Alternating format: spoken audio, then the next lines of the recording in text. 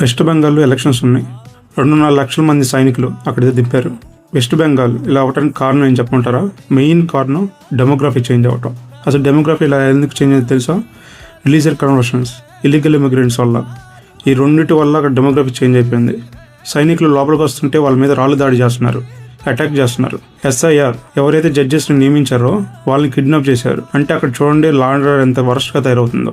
మన మమతా బెనర్జీ 15 ఏళ్ల పరిపాలన ఎంత బాగుందో నేను చెప్తాను. ఇప్పుడు 20 లక్షల ప్రభుత్వ ఉద్యోగాలు, అసలు ప్రయోజనాలు లేవు అక్కడ.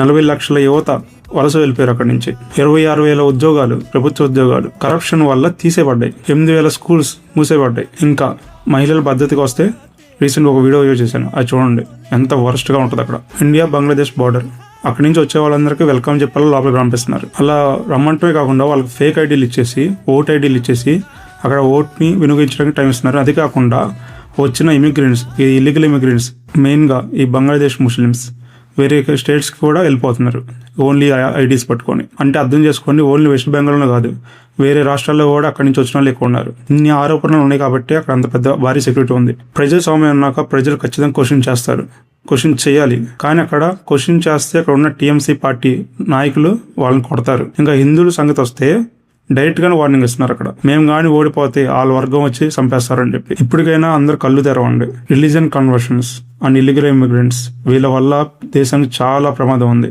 దాన్ని బట్టి మీరు లెఫ్టిస్ట్ ఐడియాలజీ ఉన్న వాళ్ళని పక్కన పెట్టేయండి, వాళ్ళ యూజే లేదు.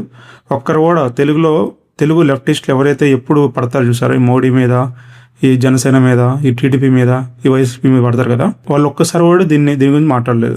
జడ్జెస్ని కిడ్నాప్ చేసిన కూడా అంత పెద్ద న్యూస్ని కూడా వాళ్ళు కవర్ చేయలేదు. అంటే అర్థం చేసుకొని లెఫ్టిస్ట్ ఐడియాలజీ వల్ల దేశానికి ప్రమాదం కానీ యూజే లేదు.